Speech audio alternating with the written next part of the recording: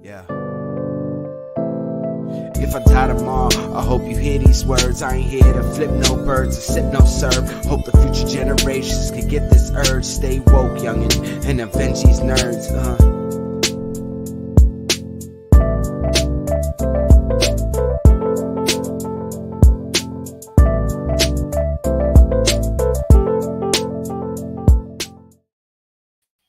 Tuesday. What's going on, everybody? Yes, half the team. Half the team. My setup is all weird and wonky. I could fix it, but that would take entirely too long.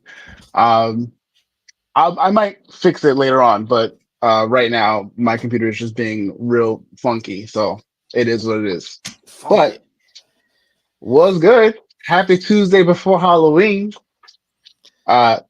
Tried so hard to get like a last minute costume. I may try tomorrow. We'll see. But as of right now, there's no major plans anyways, so it is what it is. My plans this weekend was the Renaissance Festival, and that was fun. So that was cool. So you have to go to like a true proper Ren fair, and I don't think I'm ever gonna make one at this point, and it's just gonna be the running gag. I saw that's a fucking dope pin, man. Wait, is it a pin or is it like a opener? Yeah, no, it's an actual pin. That's dope. I fucking love that. It's from drgus.com, and he does a lot of these customs, does rings and everything. So got a few rings from him too. So it's like, there we go. So that's one of the rings, and he sizes it there for you and everything when you go to his booth. So it's like, yeah, I was like, all right, I got 3 rings, and I had to get a pin. I was just like, I gotta grab one. That was just fucking dope. It's all pewter too, so it's like heavy, it's good quality and everything, so it's pretty cool. Does he do like custom work where like, or is it one of those things where he has a bunch of them like that he makes and he sells, or would he take customs? Do you know? I don't know. I mean, I'm going to his website, see if he does.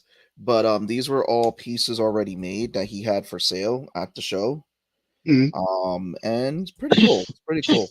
There were a couple of other yeah, it looks like he's updating his website. Damn it. So I don't know if there's like customs that work that he does, but his website was drgus.com. But it looks like he's updating his website. He had quite a few ones. Like he had like the lawful neutral, he had the chaotic neutral, like stuff like that, neutral chaotic. So it's like different ones he had. Different things like oh, your DM or something like that. So he had some cool ones, he had some funny ones. So I saw it with one of the vendors. He's like, yeah, it's this guy. I was like, oh, the same guy I got the rings from. Went right back. I was like, oh, well, it'll be a cool one. And then that's the one that popped up. It was the last one there, too. I was just like, I'm grabbing it. But other than that, StreamYard got pretty cool because it was funny last week because we forgot to go off air. No. That's just a blooper, but it was funny. But that's hilarious. Hugo pointed it out, but I found now that StreamYard actually does the same because my computer was running slow. So it didn't hit it off. And then, it spirals forever. It didn't hit it off. But now that when you hit start stream and end stream, when you start the stream, it will automatically play the intro now. And I believe it's going to do the same thing with the outro when you automatically end the stream. So it'll start to play the outro. Really? Yeah, I just lookoked at that, played with it. So okay. That's what I just did. I didn't plus. Is it one of those deals where we will look into this later, but is it one of those deals where you have to like include what is your outro, what is your intro, or if you have it labeled already, it'll just do it for you? It's already labeled in there, so you select which one is the intro and the outro. It says video clips. So I was looking at it, it says video, and then it says outro. So the video and outro have been selected. So yeah. Oh yeah, that's fucking dope. Yeah. How was your weekend? Pretty chill. I honestly spent most of the weekend still recovering. Whatever I was almost having or almost getting, whatever cold or whatever I was getting, really came down to just me getting rest, like proper true rest. So just a lot of sleep. Played a lot of D&D and other type of games and what have you. We played on Friday. We played our Old Gods game, which was really cool and really fucking creepy. Perfect for spooky season. Saturday we did Collateral, which was, oh my god! I don't know if you heard, but it's The chat didn't hear, but it so was bonkers about it. crazy. It's bonkers. When the episode drops, oh man! And then finally, yes, no, not yesterday because today's Tuesday. On Sunday for our normal Sunday game, we instead played a continuation of the one shot they played when I was where was I? I was traveling or something like I couldn't make it because of my cousin's 316. So they played Eat the Reich, which I wanted to play before, but I didn't get a chance to. So they were playing it this time. I was able to jump in and I played a character kind of like Stein from Soul Eater. Yeah, Like he was very like methodical and like and this and this and very like uh just like analytical brain kind of thing. Like he just very, but then he'll have his moments of like, oh, how lovely of you to do this for me. Thank you very much. Everyone's like, what the fuck? But it's such a fun game and such a fun system to do. Um, I will say, one thing we can do, which we might be able to do, if we don't do that D&D game with Tommy, which we should do anyways. I think we should do it. yeah. Val's not here, but we're going to do it. It's gonna happen. Um, It's just a matter of timing and scheduling. there's another game that actually might take the same amount of time, probably even shorter. It's called The Zone. Me and Tone have already played it before with Tommy a number of times, Don't worry about it. but it is so much fun. And it's another good, like, it can be really creepy and it's like a game very collaborative. You are all playing to lose. There is no proper winner, essentially. There can be, but you have to understand that everyone is free reign to get got. Yeah. It's a wild game. It's a lot of fun. But yeah, I mean, I remember I played it last time, so I remember hearing about it. And that it's just like pretty much collaborative horror story from what I got it. mm, But no, what was I gonna say? Damn, I forgot. So for those who are joining in, Tone is just running late. He's at an event. Val will not be joining us tonight. We will get into tonight's topic, Edge of Sleep, but we're just shooting the shit right now. Come join us because it's spooky season, our Halloween episode. In the chat, drop down your favorite horror movie. What are some of your favorite horror movies that you watched this season? I know everybody's I've been talking about heard, Terrifier 3. I've heard nothing but good things. Well, I wouldn't say I've heard nothing but good things about Terrifier 3. I've heard good things and that Terrifier 3 is probably the most gruesome of them all. Yeah, Like they it said is, that it gets gruesomer. yeah. There was one thing that they says like, oh, he dropped a nuke this movie because it's the one with the Christmas gifts and everything. Hey, Mm. Arelis, happy Hey, Halloween. Relish. Happy Halloween. Yeah, no, but the Renaissance Fair in PA was fun. Like I went to the Jersey one last year, Mm.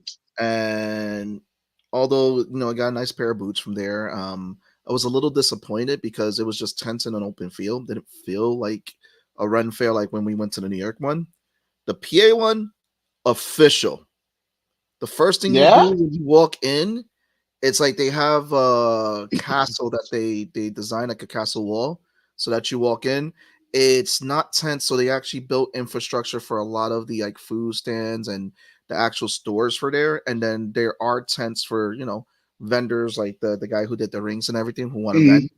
But it felt very official. It felt like a lot of the stages were there. We had mead, and you could trade like instead of going to the ATM like some people were doing, you can actually go and trade your dollars for what was called King's Realm coin. So they actually Okay. gave you coins. Each coin was worth $5, and so you can go to the vendors that work for the show and use the coin for like food or like their local shops, which I thought was Okay. pretty cool.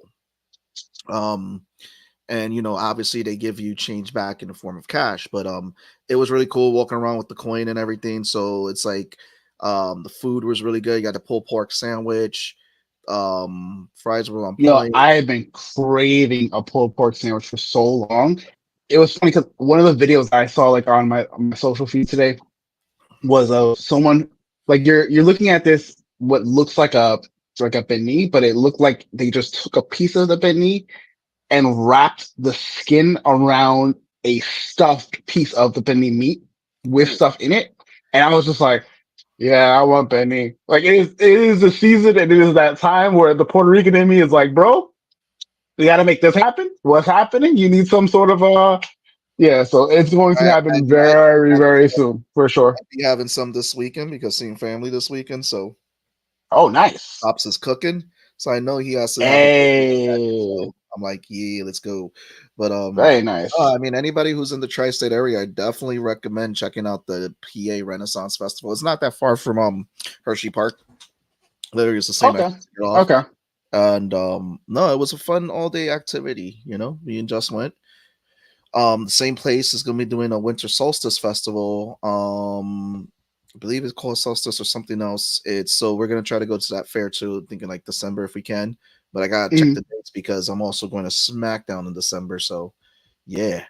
But, Ah, but yeah, the okay. Renaissance Fair was fun. Saturday did nothing but work, just catching up with things, man, and just work, work, work, work, work. But yeah, Saturday was an adventure.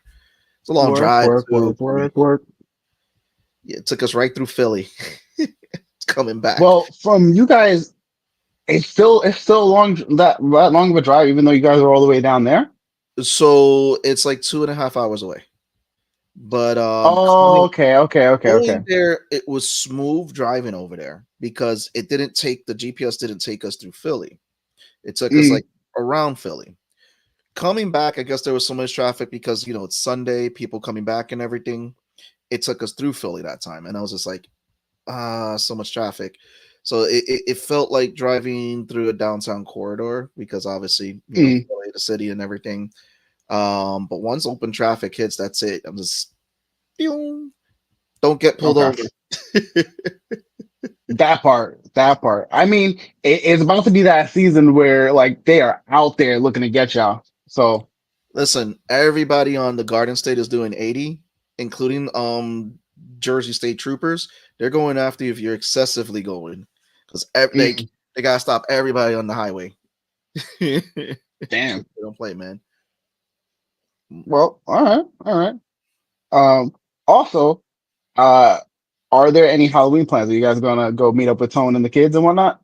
We might meet up with Tone and the kids. Willow's probably staying home. She's still rehabbing the legs, so I Mm, think by mid-November, December, she'll be able to do more activities because she has a few more sessions. Her seventh session is, no, I think it's her eighth session's coming up tomorrow. mm, So her walks, she's walking up the stairs. She's just a bundle of joy. Love that dog. But yeah, you got good. any plans on your way? So it's kind of up in the air where I was supposed to be doing something with my buddy Leroy, who over there at ComicTube. He was like, "Yo," because I've never tried like the Boo cereal, the Franken cereal, and the Count cereal Yeah. that they do like every Halloween. So I was like, "Oh shit!" Like that's are you gonna get them like for it? He was like, "Yeah, let's get them. We'll try them. We'll film the whole thing. It'll be great." And I was like, "All right, let's do it." And then I think something happened where it couldn't happen anymore. So it was like, all right, cool. Um, let's essentially like let's figure something else out.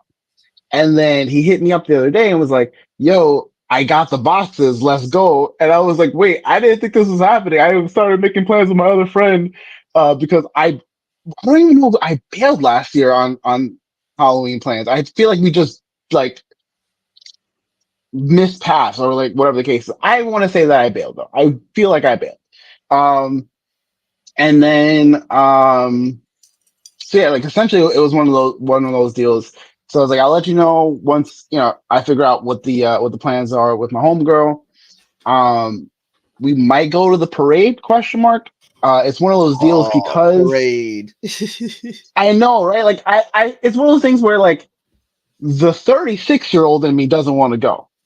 The I miss doing fun shit wants to go. you know. Um, so that's why I was like thinking of like buying like a cheap like whatever costume, but like a fun casual. Like I don't really care about the costume so much as like just dressing up. I can literally pull something out of my closet too because I still have a bunch of cosplay shit in there. Um, What up, Hugo? hey, what's going on? What's going on? On the rest Poltergeist of was traumatizing for everyone. It was I either was Poltergeist or The Exorcist. Like you, it was either one of those experiences. It depends on when you grew up and how you got introduced to the world of horror you know what? films. Funny, those movies didn't trauma. It was John Carpenter's The Thing. That's the movie that traumatized me. True, true. Everything else, Child's Play, Nightmare on Elm Street, all that stuff did not. So I think, at least for me, um, Chucky was more scary as I was younger because he can hide in small places, and if I couldn't see him, then I couldn't fuck him up because essentially I'm like, why are people scared of a doll? He's a murderous doll. Like I could punt him into next week. The flip side of it was uh Freddy. But I also was a kid who didn't really dream much. So I was like, I'm fine, whatever the case is. It was scary-ish. Like you get the urge of feeling scared, but like he didn't keep me up at night. You know what I mean? Yeah. He didn't. I mean, that's the thing. I Chucky gave me more to torment my cousin because she was like afraid of Chucky. So I was like, let me go get my buddy doll for Mm, my cousin. Um, that's diabolical. I'm sorry, not sorry. But this movie didn't scare me, but there Mm, was a scene that made me cringe, which Pet Cemetery, when the little kid is under the bed and the old man sits, and then you see him take the scalpel right to the Achilles heel. That I mm. was like, because it's just so clean, like wow, and I'm just like, ooh, I seeing we that were thing. And then, talking about a couple weeks ago the movies that like kind of did. I don't know if we were talking about on the show or we were talking about it in another chat, but Hostel, like me and Tone said it at the same time. Hostel, I feel like for me, like where Saw like was like, here, hold my beer. I'm gonna like fucking like give you that, oh, don't do that feeling. That Achilles heel moment, hostile, 1,000 times over. The yeah, first that's why I hostile, said it's. crazy. That's why I said, like, when I saw that in Hostel, it reminded me again of Pet Cemetery, and I'm just like, ugh, I can't. The Achilles heel. Chucky was possessed, though. Serial killer transferred his spirit into a doll, so that could happen to any doll. Also, too, you had Dolly Dearest, True, which was possessed by a demon. That was like the bootleg Chucky right there, Dolly Dearest. true. And Um, then yeah, Megan was like, I think it was one of those things. Like as I got older, it was harder to scare me of things that I can wrap my head around. Like if I know how to beat you, or if I just don't have enough care to be beaten, like I'm like, oh, you're gonna get me? All right, fine, whatever. Like the world's on fire, fuck it, let's all go out. Or just being like, oh, it's Michael Myers. He's just a guy. When I realized that Michael Myers was just a guy, I fucking lost my shit. Because in my head, I was like, oh, what do you mean? He's not like Jason? Like Jason always comes back. He's like, no, Michael Myers is and always has been a guy. And I was like, you mean to tell me that no one's gotten this guy? No one's like taking him like grenades to the, but Darkman was just a guy. yeah. So Fair. the reason the thing was terrifying because the thing had no form and you didn't know who the creature was. Yes. And that's the scary part about it. And it only needed just a molecule to infect you and take you over. Did Then you ever play the video game Prey? no, I didn't play the video game Prey, but I played I thought you were gonna ask if I played the original Thing game that was on PS2, which I did. Oh That no, shit was hard. because that vibe of like not knowing where it is. That's the entire like Prey is a bunch of creatures that can mimic things and what have you. So you're like walking into a room where you're like, oh, like I need to get this one piece of equipment, and you're like reaching for that piece of equipment, and it turns into like a fucking little slime monster, and you're like, oh shit. I mean, yeah, go ahead. Then as the game progresses, there's something called the nightmare. And there's a thing that just pops up. It says, uh, you must either defeat or run. Like those are the only two options. And towards the beginning, you just should run because there's no feasible way that you can stop this thing. It is like fucking, I want to say like 12 feet tall. It's crazy big and just massive. And you just like your game starts to like freak out and you feel like your thing trembling. You're like, oh shit. Oh shit, I gotta go. And I'm just looking at like the map going, oh fuck, oh fuck, oh fuck. It is such a fucking great game for that experience of constantly feeling like you're in a sci-fi horror that you can't trust much. Like you're looking I and you're love like, all right, is this, what's this? And then also being like there was so many times that I fucking shot a chair because I just felt weird about the chair. like it's not a Like chair. dude, you're paranoid about everything in that game. I wouldn't be surprised if they drew inspiration because what made John Carpenter's The Thing great, and I feel like stuff that's tried to emulate it and actually emulate it successfully, is that Mm, paranoia feeling. You don't really need to show a creature throughout the whole movie. You just need your key points.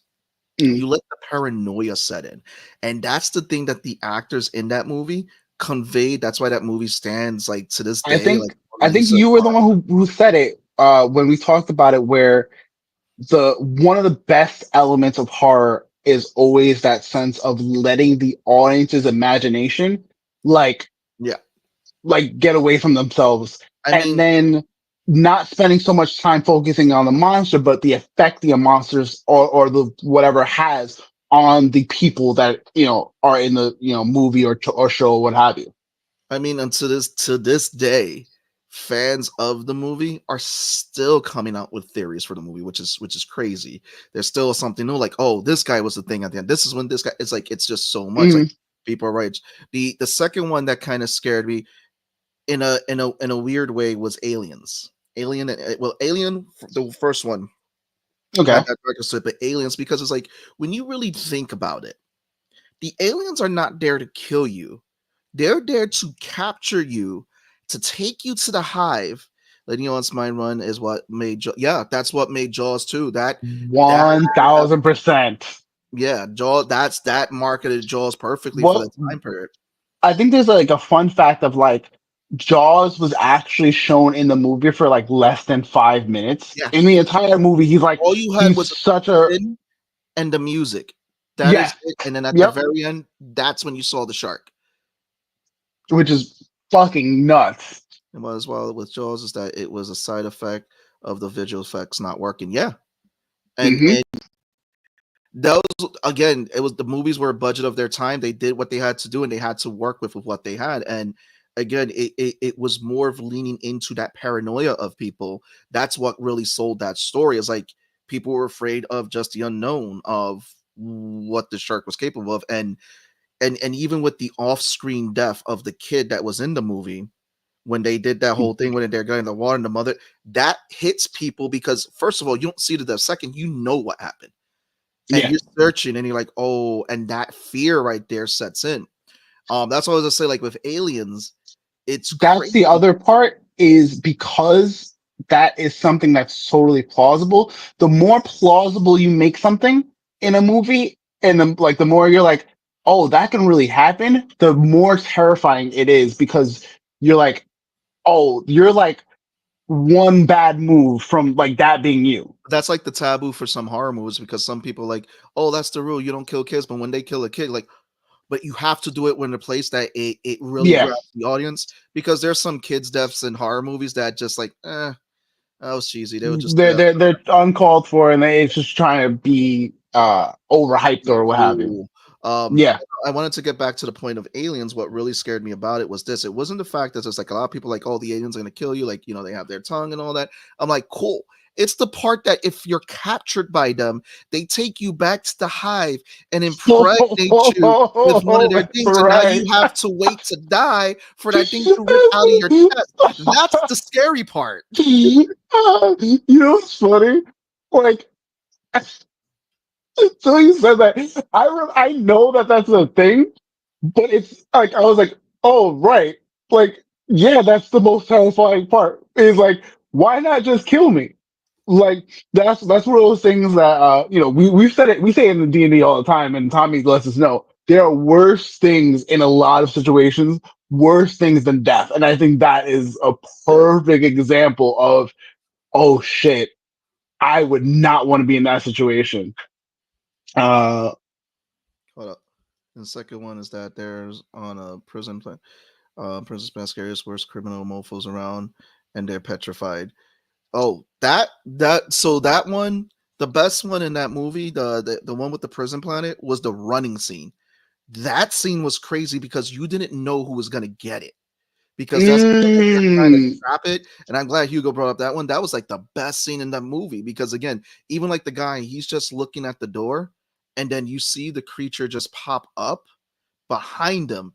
They don't show the death. All they show is that the tongue goes right through the glass, and you just see the chunks of blood. I was just like, but no, and aliens, like if you get to see it, Hugo, again, or anybody who goes back, when we say the worst stuff ever, like how you said, Law, they confirmed it in the like when Hudson's like Dietrich and the Sarge are still alive. They're still alive, and Ripley says no, they're being cocooned like the others because Apone and mhm, Dietrich got captured and got dragged away.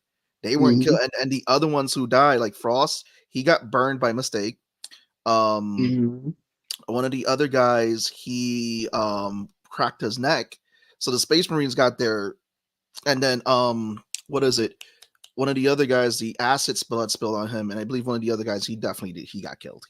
He was alien food. But yeah, Apone and Dietrich, they became baby makers for the aliens. Going off of that, what are some of your like movie tropes, like horror movie trope things that you feel like are either overly done, but they're classics, or are things that need to be done, especially when they're done right? So obviously, movie tropes, horror movie tropes. So you always have the last girl, which has become something that's become one of the biggest tropes, and Yeah. they've made fun of it now. But there's some stuff that's actually done it right where they know about it and it's become like, I think it was like a show that they did for Jamie Lee Curtis. I'm trying to find that movie. What Thing. was it? I think I'm in here. Hold on. Let me switch out. Hold on. Give me a second. I think it was from Project Greenlight because this movie tackled a lot of the tropes.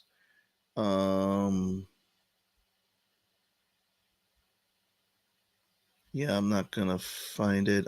Jason Mewes, hold on. So there was a movie that came out, and they did a whole what's it called? It was a whole horror movie. In the first movie, yeah, there's no audio law. So let me just bring it up. While Law's fixing up his audio, let me bring up Jason Mewes IMDb. Um, yeah, there you go. I think I hear you now. What about now? I hear you. All right. So I was like, what do you mean there's no audio?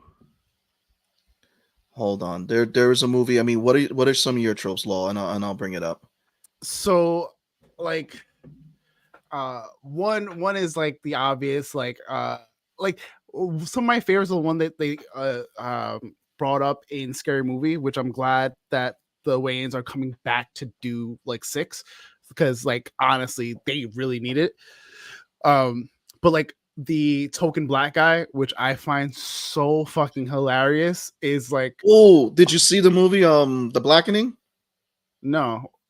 There is a movie called The Blackening. It started as a skit about the token black guy tropes and about the token black tropes that are there. Like, oh no, no one's going alone. And like that, they literally based the whole movie off on that. It was fucking Oh, I hilarious. did hear about it, but I completely forgot about it. It was one of those It- movies that came out and then like people talked about it for like 2 seconds and then it got like swept away. Yeah, it's one of those movies that can easily disappear, but it was, again, every single black trope that you've seen in horror movies, they literally tackled it and made fun of it to the max. And they had a great cast in there. Like Lee J. Farrell was in it. But I'm trying to find that fucking movie and what the Hugo say. I haven't seen that, but isn't Get Out a whole movie around the token black guy? Yes. Actually, yes. What's wild to me is they like when it got nominated for stuff, they kept putting it as a comedy, and it's less of a comedy and more of a satire. Like there is those moments of like awkward funny, but it's not. It's truly a horror movie. It's just a horror movie in the most real possible sense.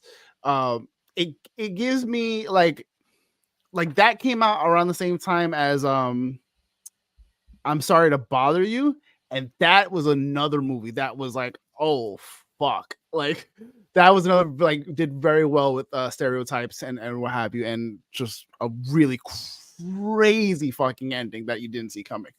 But So I got one. So up that. So it came out in 2005. Executive produced by Wes Craven, Matt Damon, Ben Affleck, and Chris Moore. It was a movie called Feast, and it really tore into a lot of horror movie tropes. One of those was the big bad hero of the movie. Like, you know, we always have that hero that comes out like he's like the big tough guy. Killed him instantly. He's like, he comes into the place. He's like, stick with me, guys, if you want to live. Then he gets ripped apart by one of the creatures and all that. And it's like, oh shit. It's just it takes left turns where you don't expect it. It's really a crazy movie. I believe it had 2 more sequels to it, but yeah, it had a great executive producing team. It was just out there as a horror movie. It wasn't anything to take too seriously. The creatures were crazy. It was out there, balls to wall. And again, a lot of those tropes that you see, like the characters that are labeled this, they completely like there was one like the hopeless like girl or something like that you know they were trying to get to the truck so that this way they can all escape. She gets to the truck. Instead of coming back to get them, she turns around and books it. She leaves them all at the place. I'm like, oh shit. My biggest pet peeve is people not like, you see people who are like track star athletes in the movies. They're ballers, they're athletes, all this other shit. They're all state, all pro kind of bullshit. But the minute they're being chased, they fucking forget every fundamental like how to run. And I'm just like, how? Like, why are you tripping over yourself? Why are you making the most insane like, oh, I'm going to trip over this stick? I just saw you jump a full table. Why are we tripping over a stick that is like come on, really? Yeah, what was it? One of the female wrestlers, forget her name right now. Come to me. She did a whole skit where she's like running super slow, tripping all over everything while someone's following her with the camera. But also going back to Feast, remember we mentioned the kid trope? Makes fun of that too, because you like the kid, like, oh, they're not gonna kill they killed the kid, but it's the most funniest way. Like, holy shit. I'm like, god damn, you guys didn't hold back this movie.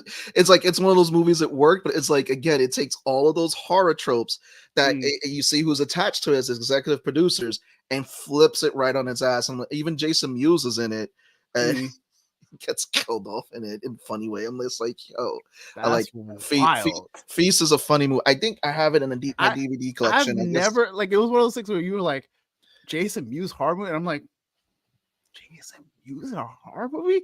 And then you're naming Wes Craven. I was like, wait a, this sounds like the most bonkers fever dream of a movie.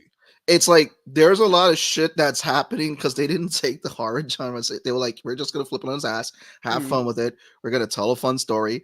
Don't take it too seriously, and that's what the producer did. And it was executive produced Matt Damon, Ben Affleck, Wes Craven. I was just like, wow.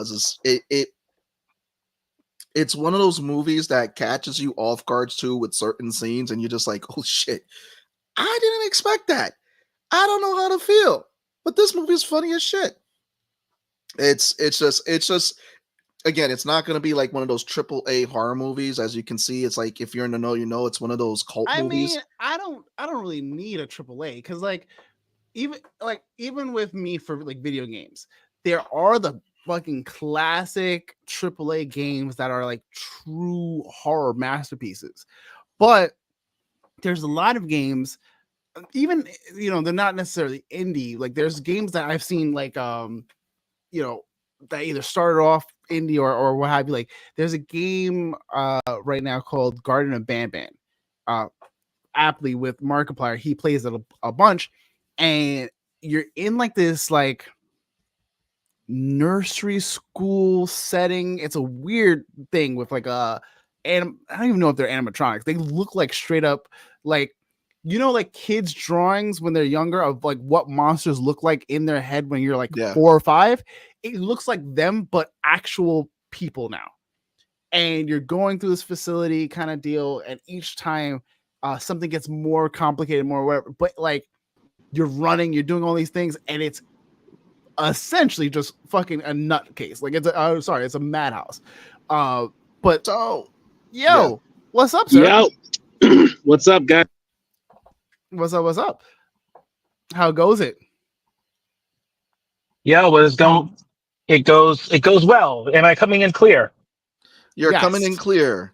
You're in the car. Driving down. Fantastic. Yes. Tone in the car. We are going. Tone in the car. How was your weekend, just finished. My weekend was good. I took down a tree. Oh, nice. Why are you taking down trees, sir? Like, I'm an arborist. I'm an arborist by trade. So Tone Hugo got one for you. Tone from across the Garden State Parkway. He's not wrong. He's not wrong. My man Hugo coming in hot. Oh man, that's hilarious. Oh shit. Oh, I miss you guys. I'm gonna tell you now. You and the kids and Jackie would love to go next year to the Renaissance Fair in PA. It was dope.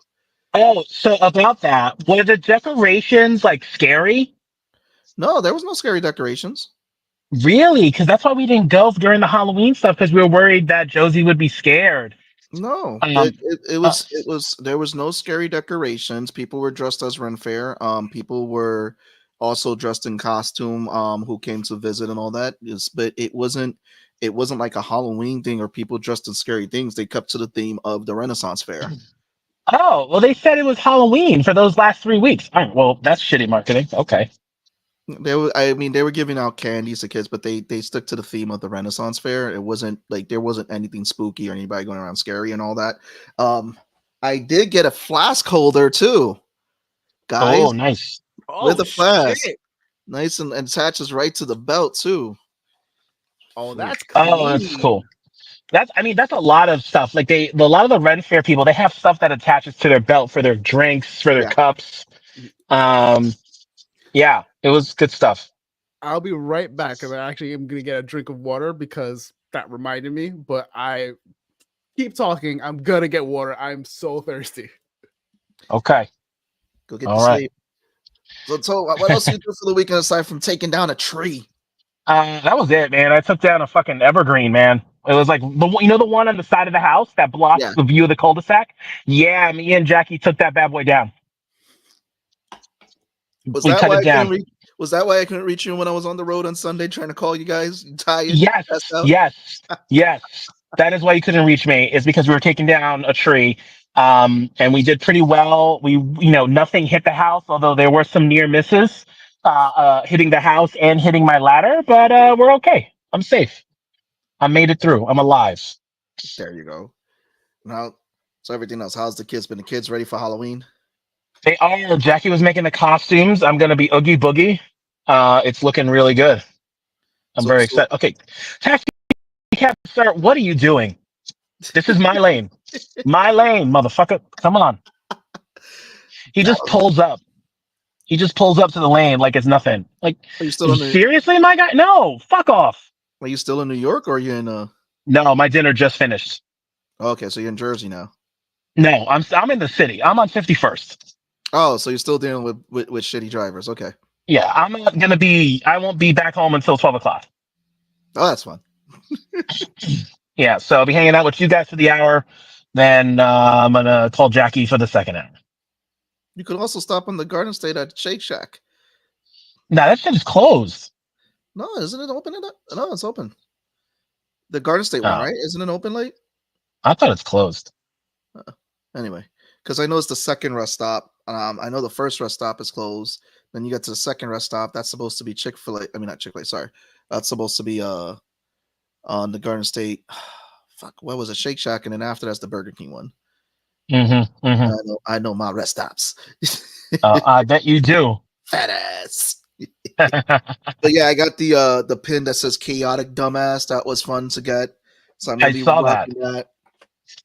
I saw that. So, what have you guys been talking about for this past hour since I wasn't able to join? So, what's been going on? We were talking about horror stuff and tropes of horror movies. Favorite movies, like things from video games, tropes, things Okay. that scared you as a kid, that whole shebang. Okay. My fucking setup not working. I literally was on phone for like the first 20 minutes, I want to say. And then suddenly my computer just like decided to buffer itself and be fine. And I was like, oh, thank God. Oh, yeah. Sorry, I knew the dinner goes till 9. I didn't know it was gonna go this late. I mean, it usually goes late, but I didn't expect it to go late, especially since everything went on time. We moved to dinner, but then we started. One of my sponsors started ordering cognac, and so Listen, Can't say no to the cognac. I get it, brother. I get it. I had to partake in a glass of cognac that was $60 a glass. Oh darn! Shit. Woe is fucking me. Yeah, I can really feel bad for you. Jeez. So yeah. How barbaric, Tone? How dare they? How dare I? How dare I? I mean, you know, the rule. You follow the Amex, man. That's it. Yo, Yeah, well, it's facts, different when biggest facts. It is different when the Amex is the company, my company Amex, and not someone else's Amex. But this is our big dinner, the one that we do every fall. Yeah. So it's always a big deal. But no, my sponsor's like, oh yeah, you want, and then the guy comes up to me, he's like, they ordered like 5 shots of $6 a shot. I was like, what the fuck? I was like, all right, whatever, just do it. It's fine. We got to make our minimum. You got to make your minimum spend. Yeah. I've been there for sure. For sure. Uh-oh. Tone, that New York Wi-Fi is kicking you out. Did we lose him? Might have. Oh no. Cabbies are coming chasing Wait, him. if he's just getting over Where's Cabby going? Oh, there it is. You're back. He's going through the tunnel. Hey. Oh no.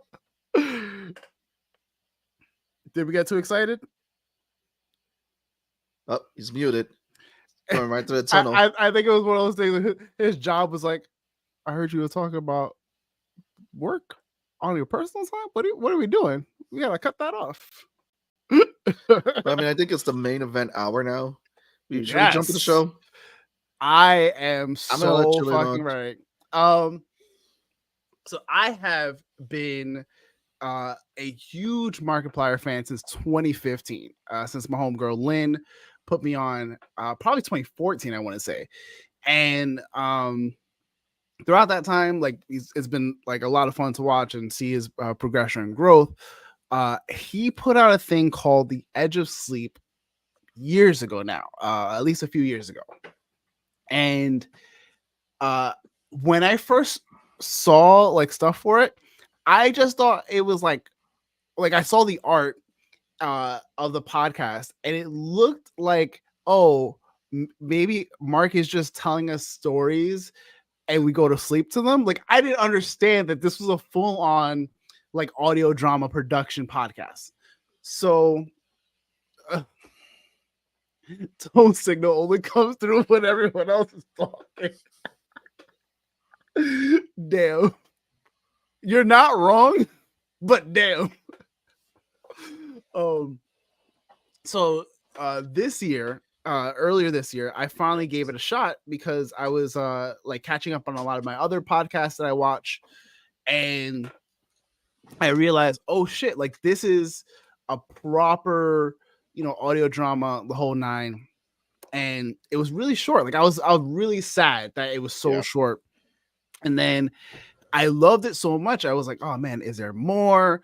What's happening? And I went down the rabbit hole. There's been so much that's gone down with this production of not only the podcast, but the larger world of Edge of Sleep as a whole. So you figure a couple years ago, they wrapped up the podcast, the first season. Nothing came of it. And then everyone's like, well, what's happening? Then we start seeing Mark say like, oh, I'm filming something. I'm filming the Edge of Sleep, yada, yada. A couple months later, like the pandemic is happening. So now, productions grind down to a halt. They're saying it's a show and, that it's going to be put out.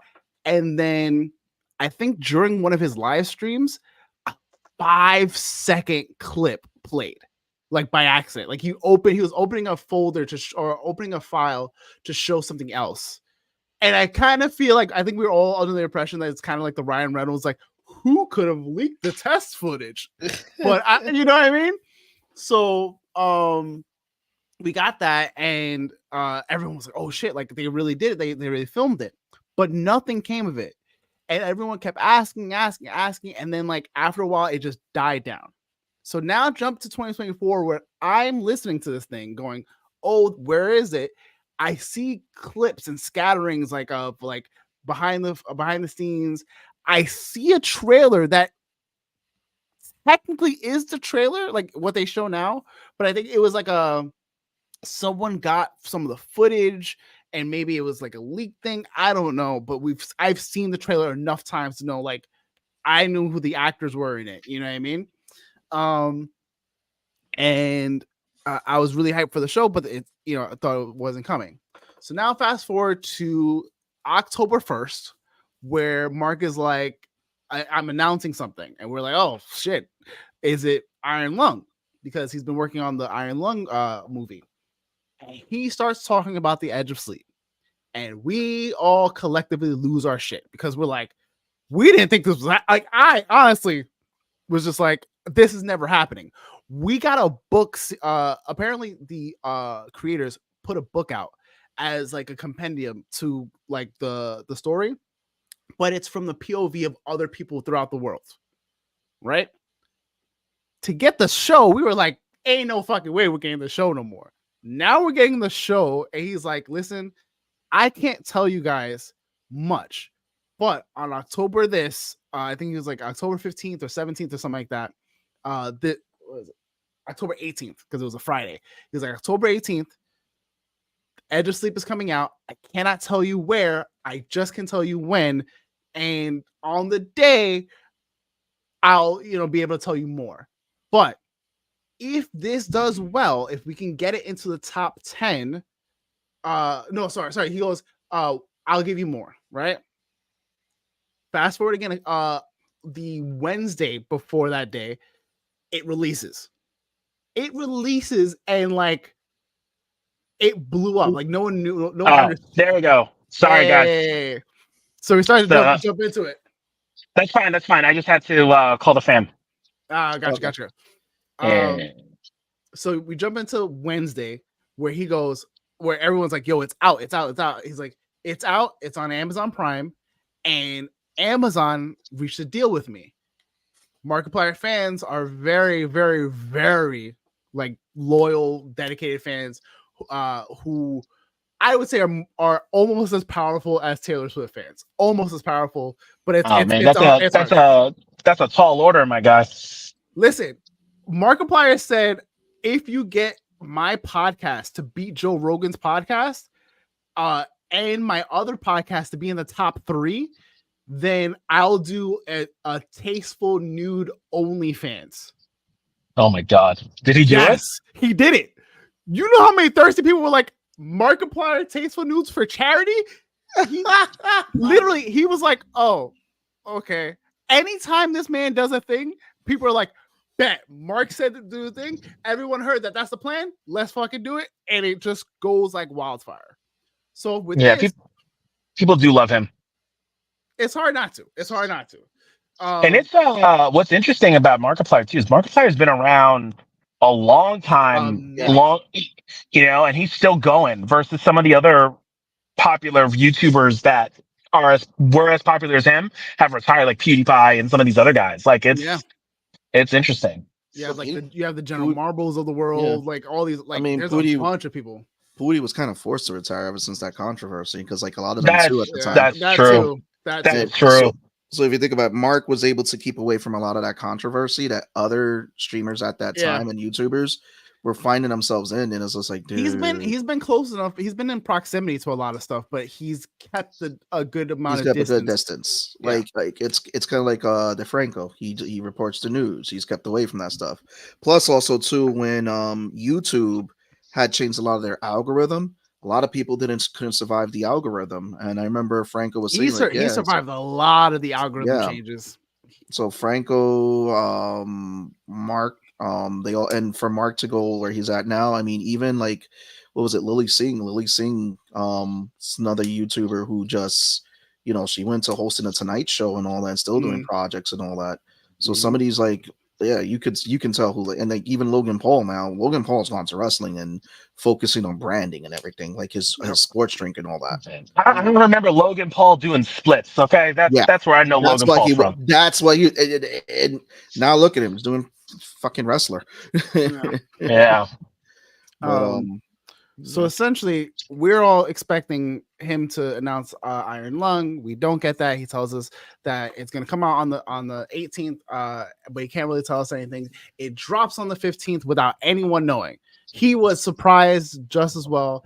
And he drops a video, goes, here's the plan. The plan is that Amazon said if we can get this to the top 10, it doesn't even have to hit number 1. And everyone's like, you sure? We know we know we can get it to number 1. Are you sure? You don't want it number 1? And he goes, it just needs to hit the top 10, and they will fully, because he's already made Iron Lung, the movie. Everything's done. He just needs a place to distribute it, and he wants it to be like in a movie theater. So he does want that. He does want the experience of that. So apparently he worked it out with Prime, where if this does well, then they'll give him the green light for Iron Lung. Sure enough, within the first couple of days, they got up to like number 5. They were beating out Judge. It was him and Judge Judy for whatever reason, just boxing it out. And it was fucking amazing. And then and this is all without any marketing, because the marketing only came on that Friday where it actually released, and then Prime put everything behind it. So now we have, the whole shit, shit, kicking and boodle, whatever the case is. And we finally have Edge of Sleep. I will say I wanted a little more. I'm glad I got it, and I do love the series, but I want a little more. But I think based on the success of this, you can tell they did this with like a low budget, kind of like just throw it together. And tell. There were definitely a shoestring budget with this. You can tell. Right. But it was done well enough with the shoestring budget. You know what I mean? Like, it was like, if you like this and you want more, if they got the right backing, they'd be a shoo-in to do season 2. You could you could tell that this whole season is like a pilot season. Yeah. There's no so like I know the podcast versus 6, there's no season 2 of the podcast. No, there's no season 2 as of yet. They did a book that ties into the world. It's a POV of everyone else in the world, but that's it. Mm-hmm. Like, literally, we're like, first season, we're making a TV show. Nothing about the TV show, and that's it. Like, so now we have the TV show. We're super excited. It is currently apparently the plan has changed. It needed to stay within the top 10 for a full month, which I think was a tall ass order. Wow, Jesus Christ. It felt like Amazon was moving the bar, and we were like, yo, we got it to the top 10 for like 2 full weeks. Yeah. but it's a short show. It's only 6 episodes. It's barely 30 minutes an episode. No, it was good. I finished it today. I watched it all today at work. Right. It feels like you. I don't even think you needed to break it up. It's like I said, it feels like it's a pilot. Like it's just a show that they broke up into 6 episodes Yes. because of how short. So it is. I will say from the podcast to the show, a lot of it is 1-to-1. There were maybe 1 or 2 things that were omitted that I wish they kind of added in because it would have gave a fuller, experience. But I understand they're on a budget. And there was 1 or 2 changes that they made that I was like, okay, that's a change. Yeah. So again, what are the changes? What did they miss? Because I did feel I liked. Go there, and then we can talk about our feelings on it. Okay, so we get the flashback of Mark's character. Why am I blanking? Dave, right? Dave. Thank you. Oh my god. We get that perspective of Dave, of how he grew up, and he was always having nightmares and whatnot. But there's particular stories that were told. There was one where he was with a girl that he was trying to impress, and essentially she was like, "Oh, you can't watch scary things," and he's like, "Yeah, I'm not a big baby." And he tried to put on like the brave pants for her because he's trying to get laid, and it did not go well because he's a very, as you can tell, very visual person. Like dreams affect him really badly because of his weird insomniac behavior or condition. There was another instance where they show, or they talk about rather, his experience with oh man, it was something like with his parents. Like it was something with his parents and his like going to like seeing therapists and whatnot, and people asking him about things. But it gives you like that kind of like, oh, this is why he's like this. It did it in the show. It does do it in the show, but I think a little more context, like a little more, oh shit, like this isn't just isolated incidents that's happened once or twice in his life, which it kind of feels like. This has just been his life, period. The other thing that they change up is the old woman. It wasn't supposed to be an old woman. Okay. So in the podcast, there is a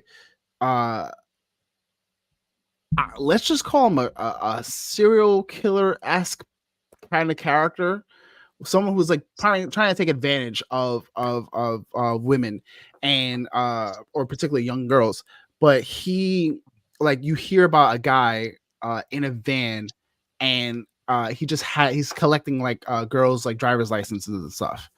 And he shows up at the hospital, and they essentially like get into a conversation when Dave is under, and they're like, oh shit, he's trying to get him, and it becomes a whole thing. And then they're like, well, let's get him to run the experiment, because if he dies anyways, no one cares.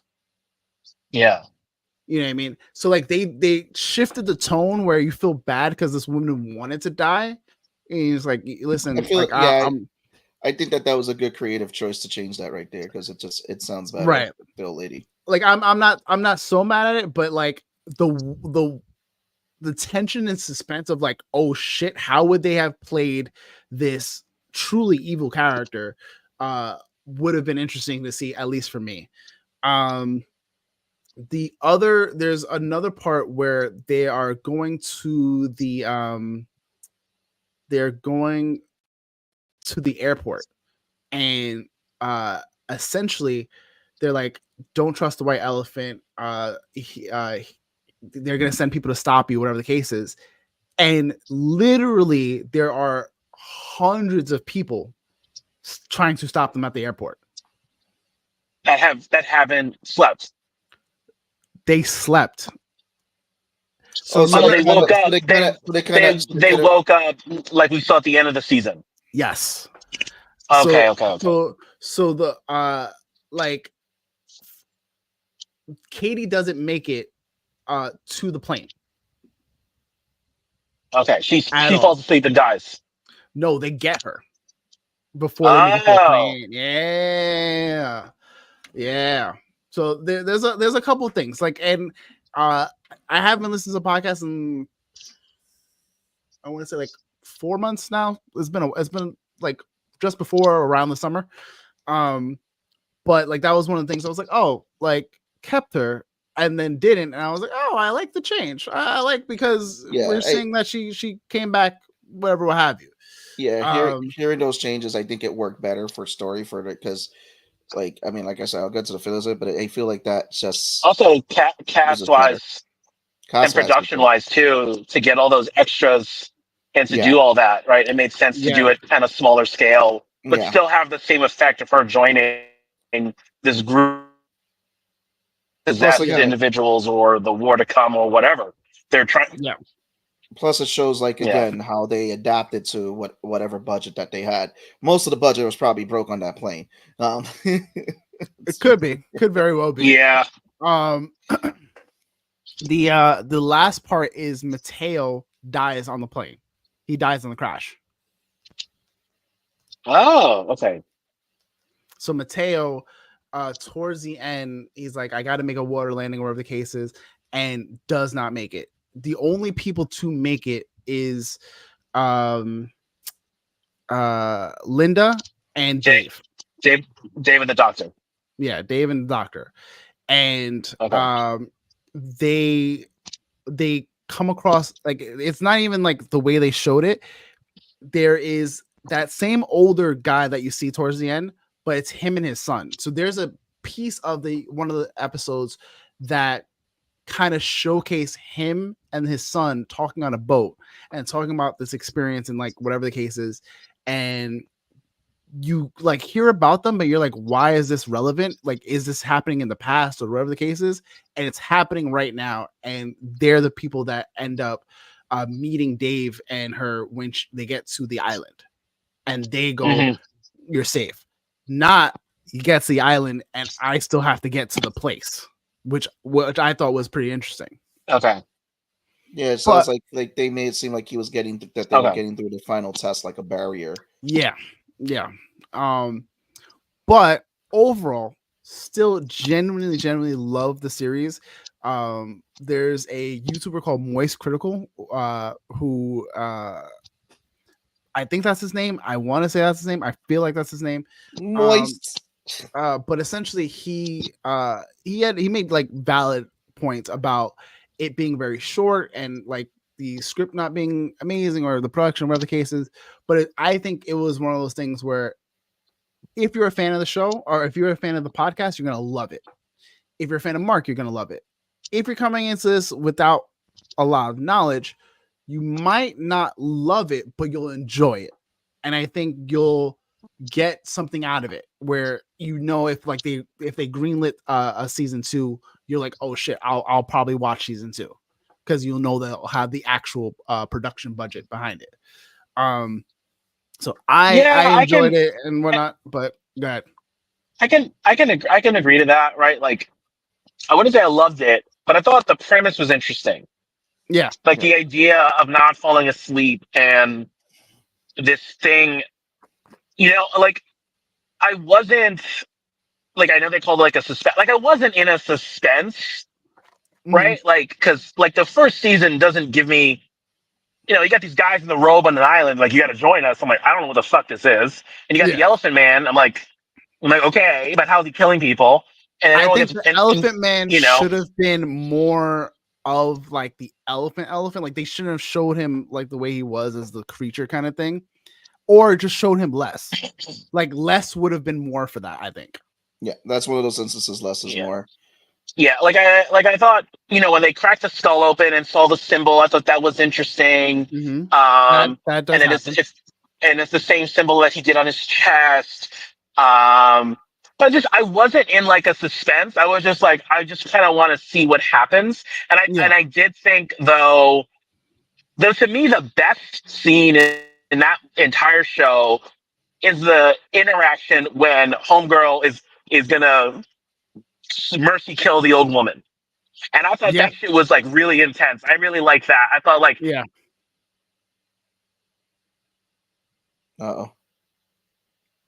I thought I was gonna get a little bit more from that, but it ended up not being. It ended up kind of being like a red herring. Her working for this company, and this company that makes the adrenaline thing that makes your heart go fast. I thought there was more to that. So I thought there was a little. There should have been a little bit more there that I was expecting, and I didn't get. But overall, I didn't. Overall, I would watch a second season. I do like, but I think it needs to be the same episode length. I can't like watch.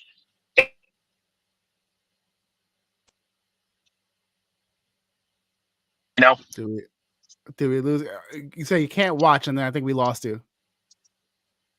Oh, I can't watch 8 episodes of this that are an hour long for season 2. I like the short episode length. I don't mind the episode length. I think there should have been more than the episodes that we got because there's only 6 for this. I think they could do at least 8 to 10 if it's this short. Like, give us like a fuller episode. A fuller season. Seabass, Mr. Horror, what you got? So at least initial thoughts before we get into other. I mean, my initial thoughts on this is that I neither liked it nor hated the show. It was an interesting concept. There are things that, and I guess it's like I said, it felt like it was a pilot series for them to test the waters to see if they're gonna do a season 2 because there were just some character moments that I did question. Whereas, like, this is probably just the writing. I need help with the writing, and like you mentioned some of the stuff they changed, which I thought those changes actually did work better for this. Because if I didn't know about those changes, I was still writing off like, but there's some changes there like that makes sense that they did that because certain moments they did connect. The score was awesome, the music and everything. That definitely, because you always know what makes or breaks your show is definitely the score, and they really did hit the elements of where each music piece needed to be to capture that emotion. But like I said, this was most likely Mark's first big project on film, and I have to say yes and no. So this is going to be the first big project that people see him that he's not doing something that he produced himself. Like he is a producer on this, not like a YouTube Red. Right, where it's not like that, right? Like mainstream distribution, right? Yeah, and that's what I mean. It's mainstream distribution. So when they were doing stuff for YouTube Red, obviously there's a different type of production with this. So it would be interesting to see what he would do with a bigger budget, with more writers to help out with the characterization. Because, like, for example, the whole thing with the hospital, just leave the bodies on the floor outside of to me. That kind of threw me off a little bit. I was like, that's someone that I mean, I know they're trying to probably convey that she was stressed, but I'm like, you're just going to tell them to leave the bodies on the floor and then wait for it's like, to me, that didn't make sense on the characters. Like, I was just like, just bring them inside or something like that. So there were just some moments that it was just like, it was weird or just like, just weird in character sense. Like, is that something you would do in the normal world or something like that? But at the end of the day, it still came off as an interesting story. Like each episode, like the first episode threw me off with the fucking whale getting high. Yeah, I was lost by the whale. I was like, what the fuck is this whale doing? That first episode. That completely threw me off, and I was just like, is that whale getting high? It's fucking Tally's boy. But it's I was like, I thought there was no sleeping happening. Why is there a whale? But it starts to make sense though as the series did progress. And obviously, like I said, you're either gonna like it or you're gonna hate it. I'm just falling in the middle. I'm like, you know what? I don't think you're just gonna because like you said, you don't love or hate it, and I think Tone feels the same way. I don't think you will fall into either camp. I think you'll be like, this is okay. I would love to see more of it. But it just needs more. And I want to see what they would do with a bigger budget, a bigger script. Obviously, like they had to make creative differences changes because obviously whatever with the budget, but it still delivered. And it I gotta say this, that the ending was just, that was hook, line, and sinker. That was a fantastic ending. Yeah. Like when I saw the text, someone was like, that ending, and I was just like, and when I got there, I was like, oh, that's a nice ending. That's, oh shit. I was Yeah. like, I always love that for good thrillers and horrors when you have a good ending like that. So that change from so the ending of the ending of the podcast is essentially them getting to the island and him being like, we can finally get a good night's sleep. That's the ending. You're just like, damn, like what now though? Like that's the suspense you get left on for the podcast. For this, because they didn't Also, have the ice thing doesn't happen. You don't know that people wake up aside from the airport. No, right. Aside from the airport. Yeah, But the airport thing felt like the elephant possessing people to like wake them up and tell them to go in like he was like, I'm gonna command all these people to sleepwalk essentially. Which is what he's doing now, Yeah, but they moved it from the middle to the end as a cliffhanger, as in a like, hey, if there's a season 2, you can see what the fuck's going on. Right. You know And what it it made gave sense, because you use characters that you saw through all 6 episodes. Mhm. The hobo, the friend, the guy whose skull got ripped open, homegirl who's in the body bag, like the old lady. Like they made it said, instead, since we can't have a shit ton of extras to do the airport scene, we're going to use all the characters you saw from episodes 1 through 5. Exactly. And they're all going to wake up, and you're going to see that. Yeah. Which I thought was really solid.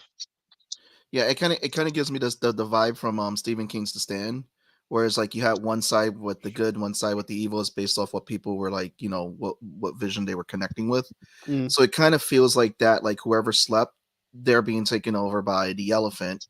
And that's just going to be essentially his army. That's the thing, like, because when he met with that old man, he was telling him like, prepare you, like you're the strongest person. We're just, preparing for what's to come.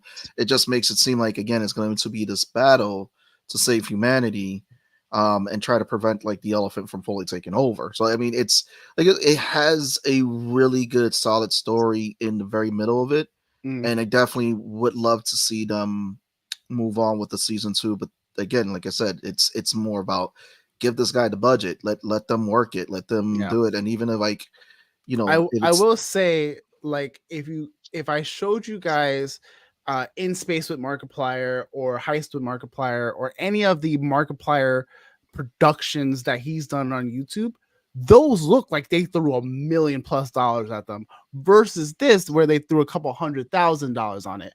And I think there's parts of this that lended to that, like that it helped that it was a shoestring thing, but then where it hurt them, where if they had the budget, it would have been like, there would be no one that wouldn't be talking about this right now. Yeah. The opening theme song is a banger. Yeah, absolutely. And that fucking pill, that blue pill. Fuck that blue pill. Yeah. Oh, yeah. Running around. So like, I think we're all agreed that the concept alone is something that's interesting and fascinating. I'm almost always hooked on a good concept.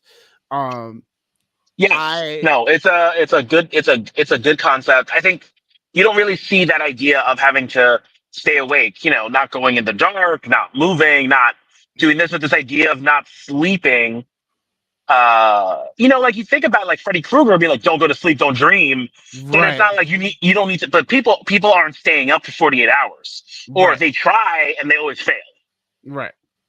Where this is like, no, we're going to stay up, we're going to do all this stuff, and you're going to see the side effects of staying up and crashing and being disoriented, and what you need to do, and shooting yourself up with adrenaline or whatever drugs you need to do. And not taking like sugar and caffeine, because that'll make you, crash harder, or whatever the case is. Yeah. So like I think, yes, I agree. I think they took the concept and really looked at like what happens to you when you go to sleep, when you don't sleep and stuff, which is good. I think, I didn't know, they did 3 days. I think that's what it was, right? Like they essentially was 3 days of them not sleeping. And if I understand correctly, Markiplier's character, David, he doesn't sleep, right? He's like just an insomniac.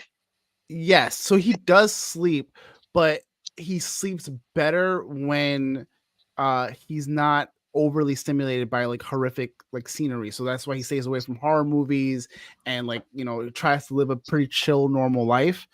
But like that instance with him and Katie where she's like, why didn't you like ever talk about it? Like he goes through like moments where he has no real recollection of what happened.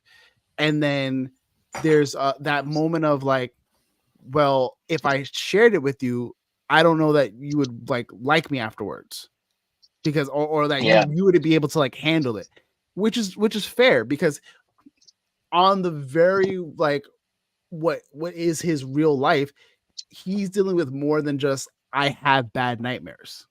You know what I mean? Yeah. And I can't sleep. Like we've seen characters throughout a lot of media who have real rough nightmares and they're battling their boogeyman, but like having to battle their boogeyman and having like these intense nightmares, and like there's so much complexity with his situation that I feel like now you add the hey, none of you assholes can go to sleep is like I was like, oh, what? Can we talk about Fuck the you. other? Can we talk about the other elephant in the room? Okay. The when Mark was a kid, that sleep doctor's haircut. Oh my god, that sleep doctor was a creep. So that scene I don't think happened the same way. I'm trying to remember it, but it like I was watching it and then feeling like that scene there was a scene with a doctor, or they were talking about doctors and stuff and what have you, but I don't fully remember that it was this fleshed out. And so he doesn't kill the doctor in the podcast? If they do, I don't know that they allude to it. I know that something like it's one of those things I feel like they allude to something horrific happening. Okay. Again, I would have to listen to it. I'm probably gonna give it another listen soon, just to have the like comparison. But yeah, it was definitely one of those interesting like, okay, like again, I really think that so where you see like him and Katie and he wakes up in the middle of the night and cuts himself, that is not the first time that's happened to him. Okay. So the instance that I was talking about with him and the girl that he was trying to impress, that happened that night too. He I think like he broke a glass or something like that, like a glass like cup or whatever the case is, and was just bleeding and just was completely oblivious to it. And the girl freaked out. I think there was mention of him spending time in like psychiatric facilities and being observed by like a lot of doctors and stuff, which kind of was said in the show. But like they really like go full ham of like I've basically lived in like or been under the care of doctors my entire life, and only really got a handle on it in my like last 10 years of adulthood. Mm-hmm. But as a concept, we're on that. You know, we like this as a concept. It's not necessarily the scariest thing. I put it out here because I think it's good for spooky. Like it's good for like that sense of like, nope. It gives it just enough nope that if it were to happen in real life, you'd be like, yeah, I'm good off that. Like, let's not do this scenario. Because like a zombie like when they're talking like, oh, zombie apocalypse, pathogens, all this stuff, like you're trying to figure out what is causing this huge, phenomenon. And it's, I can't go to sleep. Yeah. Like I would be terrified because that honestly is like how do you avoid that? Yeah. Like as a normal body, it's like you can't, it's like saying, I can't breathe. Yeah. Yeah. You know. Yeah. No, I think, like I said, I Always think it talking was. about I soup. think yes. I know, right? I know. No, it was definitely a spooky, interesting concept. Yeah. Yeah. You know, I mean, there's a reason they dropped it in October. It has that spooky feeling to it. Um, but yeah, again, it's one of those things that it's enough of a concept where it's going to bring you in. Because it's like if you think about it, Bird Box that brought people in. It was an interesting concept. A Quiet Place, a world where you couldn't talk. So it's like, eventually it's like, okay, so let's go with the realm of sleep. What happens with the realm of sleep and everything? Um, and even when they were on the plane, you see Mark begin to hallucinate about it. You see his boy who's flying the plane, how he's trying to keep himself up. He's like biting himself, cutting himself, and then pouring what is it? The alcohol. Yeah, to like keep it as like the things that they're doing to keep themselves up, because I think Yeah. it's right there is like the 70-hour mark already for them. Yeah. And it's like, yeah, Like that conversation in the hallway where he's like, you don't want to know what happened, or you're gonna miss who you were at 48 hours, sets up so much of what I think they went through on that plane, and like really set the tone of like, oh, this isn't gonna be and like a fun ride. And that's like the worst thing too. Like it's different when you're able to move Yeah. and go different places, but you're on a fucking plane. You can't do anything. Yeah. Yeah, and it's not just any plane. It's one of those really small jet planes. So it's not like you have Yeah. room to walk around up and down a huge aisle or between seats like, like you can do in a bigger plane sometimes. This was like, yeah, where are you going to stretch to? You're just, it's a few seats. It's just from here to quick to the cockpit. And it's like, where do you go from there? It's like there's no place else to go. No. Yeah. Yeah, I was finally happy when his boy was like they took the ambulance because he kept trying to fix that fucking car. I was like, bro, no one needs any of these fucking cars that are around here. That was a weird choice as well. That was a very weird choice. That hoopty he had that kept dying. It's like, bro, let it go. Like you could upgrade to a Porsche right now if you just fucking let this go. That was one of the other things too. I was like, you're in the middle of something that's happening. You got to rush to get to somewhere, to the radio station, but you're gonna take your time to fix the fucking car. There's a bunch of cars parked in the street. Take one with you and go. It was just like that's one of the things that bothered me. Yeah, I was like, you guys, Zombie Apocalypse 101. You don't fix the broken car. You go find a new car. Yep. You go hot wire a new car. Yep. Yeah, you get the fuck out of there. But I will say, low key, one of my favorite characters though was the doctor, was Linda. Yeah, Linda was well played. I gotta agree. I would say she was an interesting character. I feel like she had the most range of emotions versus everybody else. Yeah, I think also because you figure she's coming from where she's been a doctor, like she worked at a lab that helped do X, Y, and Z, and then she's trying to like be conscious of, oh shit, like I should be fucking terrified right now, but also I'm a medical professional. I should fucking at least do due diligence. I got a question on that too, because this leads me to believe that her character, like she used to work for the pharmaceutical company. Mm-hmm. You keep seeing this pharmaceutical that's being pushed, like this drug. Mm-hmm. It makes me wonder that is there a bigger story behind that company too that's probably involved in all this, because again it keeps popping up in the background, and then the fact that they put this pill out there prominent as a character too in the I couldn't tell you. I honestly couldn't tell you myself, but I would imagine so based on how they're kind of framing it. Yeah, because it makes me assume that that's one of the routes they're going to go, because why drop that about her character that she worked for the pharmaceutical company? Yeah, and they put so much emphasis on the drug and the mascot, the commercials. Also too, they mentioned too, to add to that, she mentions too that she was let go because they were doing some stuff that she couldn't talk about. Yeah.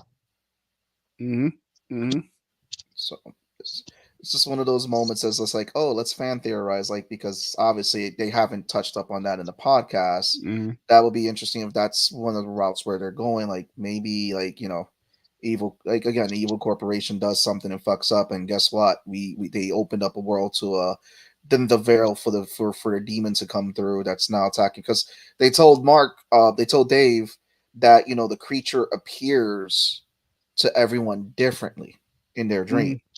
And with Yeah. Dave, it's appearing as an elephant. So Well, that makes I think he called it an elephant because that's what his kid-like self rationalized that face to be. I personally think it goes towards the realm of like eldritch horror monster. yeah. Mm. He also has a face that a mother can love. Yeah. Sure. I will say, while I'm excited to learn and feel like they are gonna greenlight a season 2, I hope they do. I truly hope they do. I would be remiss to say like I wouldn't be a little bitter that they greenlit this for season 2, even though again it did well. It has what is their review sitting at? A 7.6, which isn't terrible, which isn't great, but it isn't terrible. The last not episode, bad. That's not bad. That's pretty good. Episode ratings, you got 8.3, 8.7, 8.9, 9.0, 9.3, and 9.2. Yeah, that's not bad. That's good. Which is how do you get a 7.6 is beyond me. They're probably averaging it or whatever. Yeah. So if you're getting, such great reviews and you're getting, you're gonna green like this, I am still like, why didn't you greenlight Paper Girls, which had a little bit more of a budget, gave you a little bit more of the sci-fi crazy like aspects of things, and I think only really suffered from being released, I want to say like 2 weeks before the Lord of the Rings series. I mean that's probably what it is. It just again, I don't know a lot of people that talk about Paper Girls outside of you.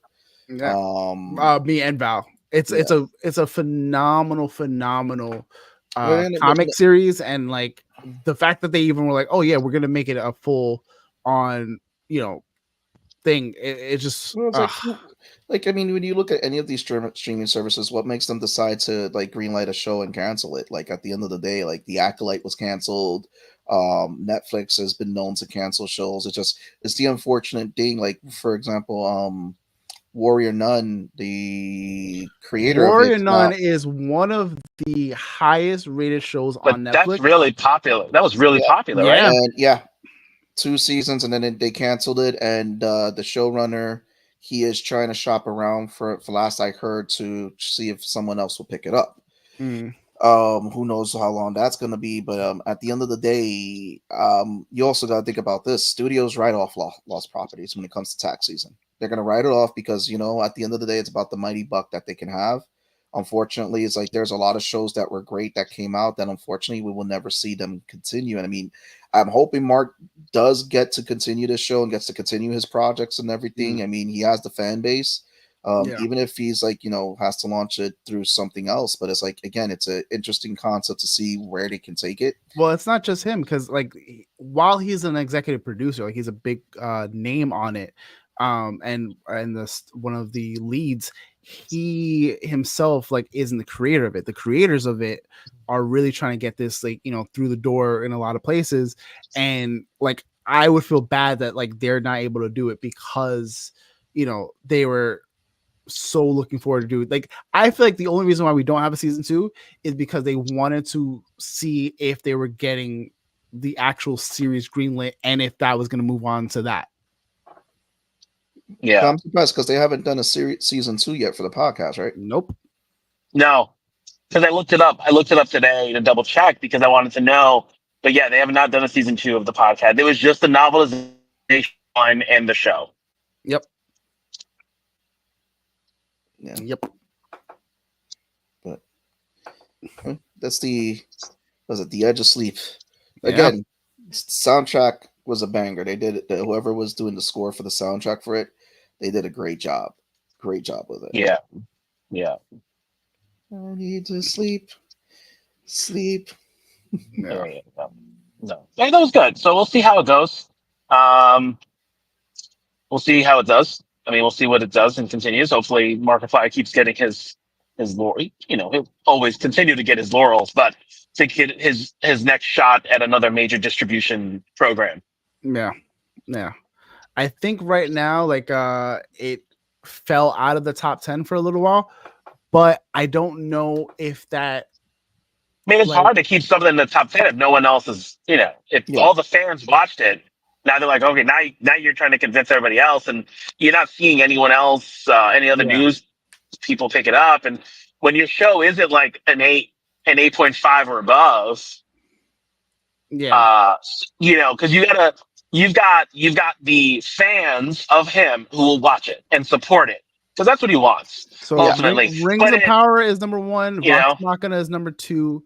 Like a Dragon, which is the old Yakuza game, which is now a TV show, is number 5. Reacher is number 6. Judge Judy is back at number 7. We have The Boys at number 8 and Fallout at number 9. So wait, current top 10? Yes, current. That's interesting. Really interesting, considering like. Well, I mean, what I was just saying is, I was like, you need more than just the fans watching it to get it past that, right? Like, Fallout ended up rating very well and got Emmy contention for Walter Goggins, right? Yeah. People were going to watch it. Yeah. Judge Judy has an entire demographic. And it's been around for X, Y, and Z amount of time. The Boys is The Boys. Vox Machina has broken past regular shit because you don't even, it's just animation fantasy. It's beyond tabletop at this point. But I will ask, do you release this kind of show that's only 6 episodes and only 30 minutes long by week, like week to week? Or do you drop it all at once and then it just is what it is? Because that, I think that's the thing is it needs to be dropped. It needs to be, this is a here's all 6 episodes. Give us a shot. Right. And watch it. Just because it's only 6 episodes. Well, once everyone watches it, there's no real what's going on? There's no real incentive for the average person. That was Cheyenne. There's no real incentive for the average person to like, they'll watch it, but like I think a show like The Boys has that like, oh, I'll rewatch it versus this. You're like, okay, I'll give it a shot. I like it. I want more of it, but I don't want to watch the first season over again, unless you are already a fan of Mark or the show. And the other thing you got to think about, go ahead, Seabass. Go ahead, Seabass. No, I was going to say the other thing you got to think about too, because each episode is 20 minutes. Potentially, it could have probably been a contender as a Amazon straight to direct movie if they put it all together. Because when you're competing against, but I don't think it was shot that way. I mean, they could have done the editing floor. They could have, but I liked how they ended each episode with how many hours they've been awake. I thought that was a really nice way to end each episode. Yeah. But what I was gonna say was that even The Boys, though, The Boys season 1 dropped all 8 episodes. Yeah. Then they moved to first 3, then week to week. Yeah. You know, Vox Machina did 3 episode drops, 3 episodes per week, and they're sticking to that. Thank God. You know, they're not doing that one. You know, to the surprise of no one, they already got greenlit. To the surprise of no one, they got greenlit for season 4. Obviously, obviously. So I don't know if this show was. I don't know if the show had the legs to do week to week. Right. I don't know if the pilot was enough to get people to be like, yo, you need to watch this. Because I thought it was interesting, and I was like, I got the second episode, so I can keep watching. And like, we're in this weird mix of, you know, we were at cable, which is week to week. Then binging came out and was a thing. Then now everyone's back to this weird mix of binging / part 1, part 2, or week to week, you know, because they need to justify people watching it or getting subscriptions. You know, and so I think this show is very much like needed to be dropped in the 1 week, and even successful shows do it, right? The Bear on Hulu Mhm. drops the entire season, and they've done it for all 3 seasons, and that show wins Emmys every year. Yeah. You know, but to your point, like it's not going to stay up that far because it dropped everything. So like you get it for like 2 weeks. I think that's solid. I do think Amazon moved the goalposts. They're like it needs to stay on number 10, the top 10 for for 4 weeks and whatever the contract was, right? Because we don't know what that Mhm. stuff is. But there's only so much people can do, and especially if mainstream media didn't pick it up. Like if I'm not seeing it on stuff and you're getting other people to watch it. I don't think Amazon pushed it hard enough because No, because you don't see apparently, no advertising. apparently Amazon was supposed to do their part and also start promoting it. And the only people I see talking about it are the people who are Mark fans on Twitter, on Facebook, on wherever YouTube and TikTok and whatnot. Yeah, because I don't see anything. You don't see any like commercials. But for they all do that though. They all do that. Netflix does it. They all don't push their show. Like if it's a different show or a different audience or a different demographic that's being represented, they don't push it. They put it out there. They say they did it, and then you get the trailer they'll or drop something. 1,000 fucking Rings of Power things in your face all the time, every time. Well, that's because they put a bunch of money into it, right? There's definitely a distinction between how much money they put into production to how much they market it. Rings of Power gets all this marketing and all the shit on your Amazon boxes because Amazon put in a shit ton of money to Rings of Power. So they need everyone to watch it to justify it. Yeah, I don't think there was money put into this from Amazon's pocket. I think they said we'll put this up, and if this does well, we'll put up a second season, and or we'll put up Iron Lung and then talk about a second season. Which we're like, just give us Iron Lung. We didn't even think the first one was coming out. Yeah, but we're like, Iron Lung shows is fully production, like everything shot and edited is ready for release. I mean, there's also the idea that maybe he cuts his losses and he, just releases it on something else. Unfortunately, yeah. Yeah. I don't think he'll give up on it. I don't think like this would be enough to deter it. Yeah. I don't know. I think, they all depend on how much money they put into it. The Boys, like, you don't get that much, but The Boys is so polarizing. Yeah. People are going to watch it. And everyone on the cast is always about it. And they got solid trailers. You got Comic-Con, all that stuff. When Stranger Things finally comes, Netflix is going to be all over it. Just like how Netflix is all over when Bridgerton comes out or when Emily in Paris comes out. Like all those big shows that everyone watches, they're all about it. But this smaller scale shit, like there's a reason why, like, Netflix didn't promote Chaos, and Chaos was awesome. Yeah. And I think it's going to be the same.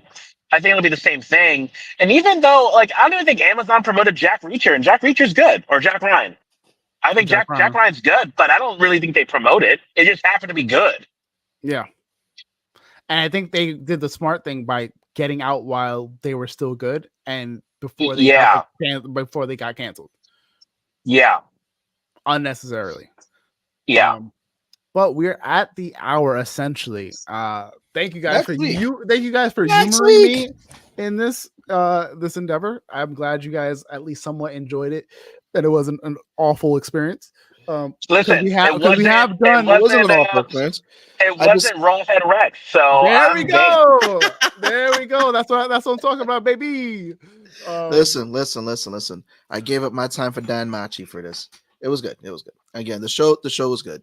Thank you for this recommendation this year. Yeah, no, it was definitely a solid. I don't regret the 2 hours. Like, it was solid. Yeah, we didn't have a priest getting pissed on this year. There we go. We did not.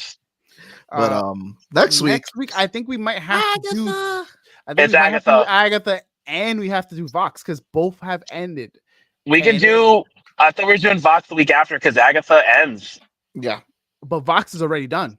I know, but Agatha, we're only talking 2 episodes. We're Vox, we have to talk 9 episodes. Agatha, we're talking 3 episodes. 3 episodes. 3 episodes. And these 2, and then Yeah. and then George may be joining us next week to talk Agatha. Ah, Okay. So then, yeah, it would be Agatha, and then we have to push Vox one more week because we squeezed this in. That's fine. Yeah.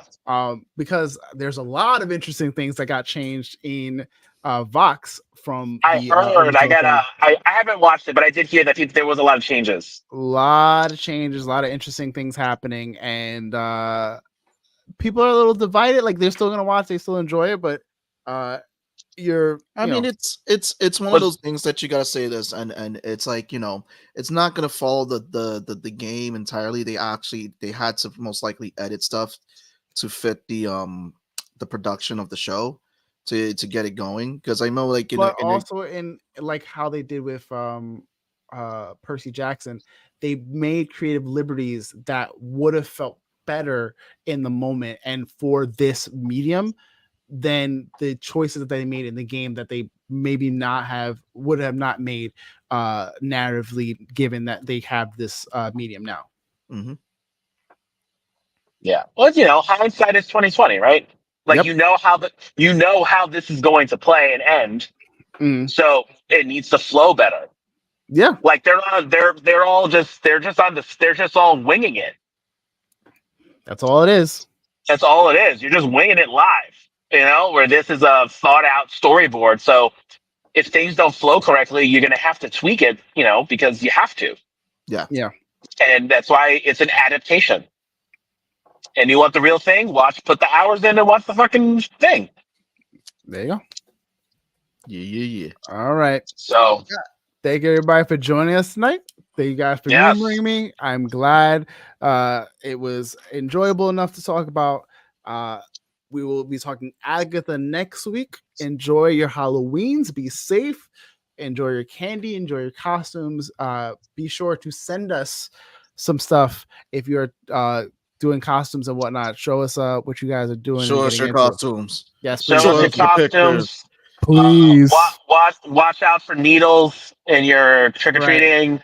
Check for switchblades or box cutters, and remember to go to houses with decorations. Exactly. Don't come to my house. No. Anyway, catch you guys next week. Happy Halloween. Happy Halloween, everybody. Guys. Take it easy. See you best. Take us out.